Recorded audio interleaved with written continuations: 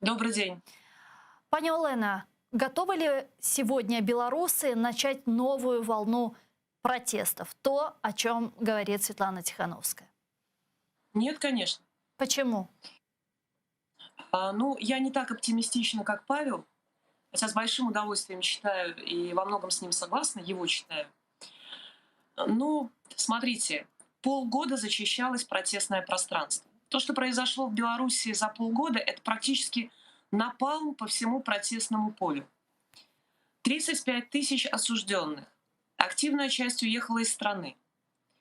А, Люди сидят, люди боятся. А потом не забывайте, что система, если у нас ничего не произошло, вот здесь я, кстати, очень согласна с Айдаром Муждабаевым. Я считаю, что революция проиграла в тот момент, когда ушла еще в августе с площади. Поскольку, ну смотрите, это То есть вы вялотекущий считаете, что процесс. нужно было оставаться на площади, Ну, строить палатки и не уходить? но, безусловно, других вариантов и не бывает. Но те промосковские лидеры, которые вели данный протест, они не предполагали такой победы. Вы же поймите, что сейчас та часть оппозиции, которая ведет протесты, и Лукашенко, они существуют в одних общих смыслах. Это такие, условно говоря, белорусские медведчуки, абсолютно пророссийские. Мгм. Об этом говорит и руководство Украины, это не секрет.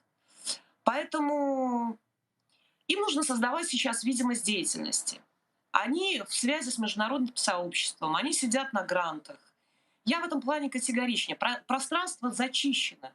Приехали российские спецчасти. Сейчас проводит Псковская дивизия учения в Беларуси. Им просто не дадут собраться на площади.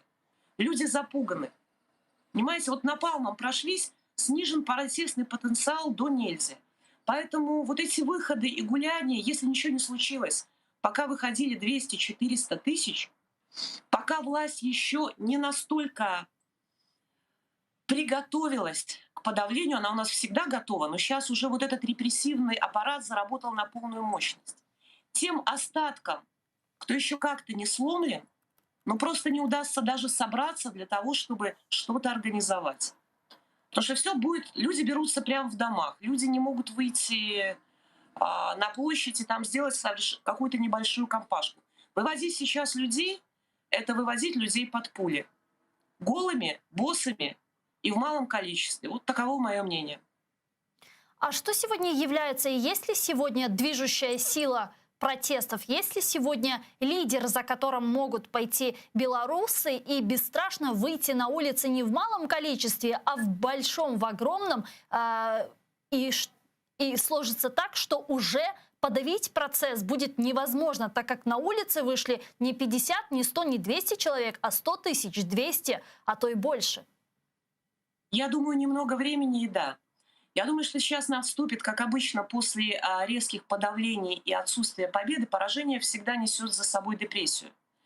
7 месяцев вялотекущего процесса, репрессий, люди уволены, люди без денег, люди с огромными штрафами, которых не могут заплатить. То есть лидеры, обещающие им нечто за 7 месяцев, у нас ведь люди вышли в основной массе, потому что они были неопытны в политическом плане.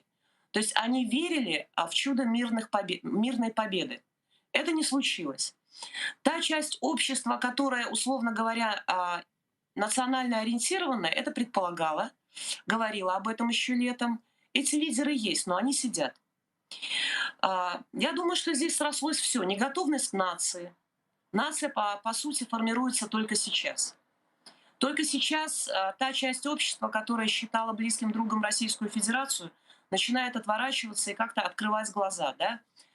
По большому счету, вот эта национальная самоидентичность, которая способна вести к победе, она рождается только сейчас. Поэтому в быстрые процессы я не верю. Да, Лукашенко может уйти, но его, скорее всего, сменит Кремль. И это могут быть вполне люди из современной оппозиции, которая сейчас. Улице может показаться, что она победила, а на самом деле нет. Оппозиция сегодняшняя присягает Лукашенко по полной программе.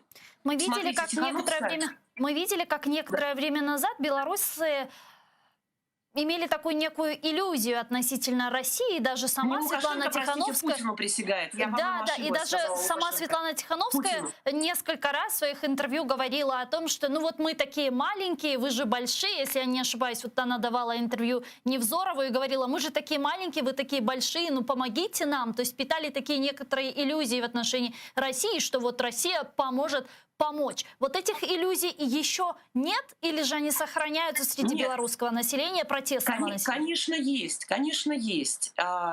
Русскомирность Тихановская, она понятна. Кстати говоря, сам Тихановский, за которого она пошла, он же внесен в базу миротворцев. Он Мгм. посещал Крым и выставлял там посты различные, Крым наш и прочее, прочее.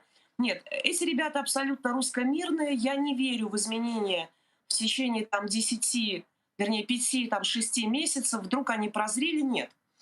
Риторика меняется, потому что меняются настроения народа.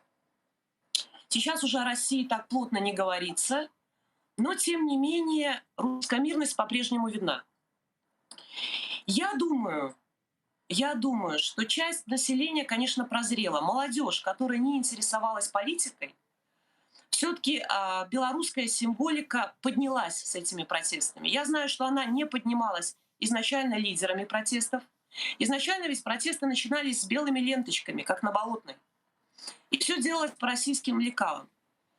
А, Некоторые национально ориентированные лидеры, которые, к сожалению, сейчас сидят, а, буквально настояли на БЧБ, которое поднял Тихановский. Было ли это ошибкой с их стороны? Вопрос. Для меня, мне кажется, это ошибкой, потому что массы некоторые были дезориентированы. Появилось ощущение, что это национальное движение, в том числе у Запада. А в реалии это не так.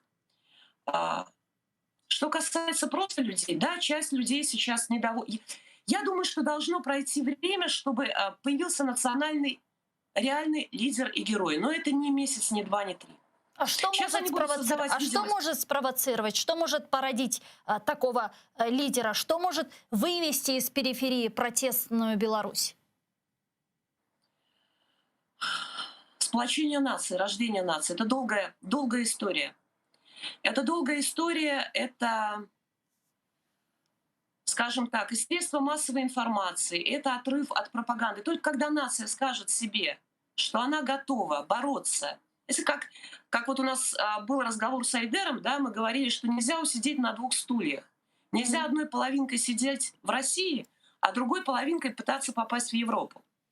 Так вот, пока нация будет вот так сидеть на этих двух стульчиках, ничего не произойдет. Сейчас я вижу некие изменения, во всяком случае, в молодом населении. Да, там люди за 40, 50, они по-прежнему в российских смыслах. Не все, конечно, но процентов 50-60. Я думаю, только время. Время разочарования в тех процессах, которые сейчас происходят. Ведь по большому счету, ну, 7 месяцев это уже была возможность разочароваться, да? Пока та лапша, которая на уши вешается, она еще пока вот частью съедается, простите за грубость. Пані Олена, и еще Зато вот хотела искренне. спросить, вы вот по поводу Европы, по поводу двух стульев. Я просто вот, когда протестные акции начались, я, естественно, слушала требования, лозунги и так далее. И Мгм. вот среди требований, основное требование, которое выдвигали протестующие, это отставка Лукашенко, демократические Так, выборы. Но не было лозунгов и не было требований относительно вестернизации для Беларуси. Сейчас эти требования изменились? нет, эти требования не изменились. Кабинет Светланы Тихановской, Координационный совет, который создан, НАО, которое создано, они постоянно первым своим декретом подчеркивают, что они не собираются, не ставят перед собой геополитических задач. То есть не ставят задачи разрыв союзного государства, Мгм. не ставят перед собой задачи выход из таможенного союза и ОДКБ. Ну, соответственно, о чем мы можем говорить, о каких изменениях, да? Павел Латушко, руководитель НАО, это один из лидеров кабинета Тихановской, совсем недавно в интервью вообще сказал, что если бы нам Москва помогла в протестах осенью, то белорусский народ воспринял бы ее как освободителя. То есть на Москву делалась ставка. Я думаю, других вариантов нет. Ну, возможно, Лукашенко как-то переиграл. Тут же постоянно такие качели с Путиным. Поэтому я думаю, что до сих пор оппозиция, данная позиция, рассчитывает на помощь России в в процессе смены Лукашенко на кого-то другого, ну, в том числе кого-то из них. Я думаю, что там Бабарика, один из основных лидеров, которые предполагаются, это газпромовский директор Газпромбанка белорусского, ну, то есть работник Газпрома, газпромовской структуры. А украинский опыт ни о чем не говорит лидерам протестов? Нет, пока нет. Но это не те лидеры. Этим лидерам протеста украинский опыт не нужен, у них другие цели.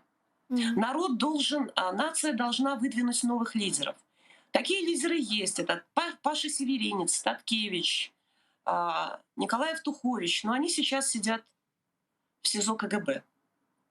Это национальные лидеры, которые, Лукашенко это понимал, они сразу были купированы еще до начала выборов. Ну, пока ситуация такова.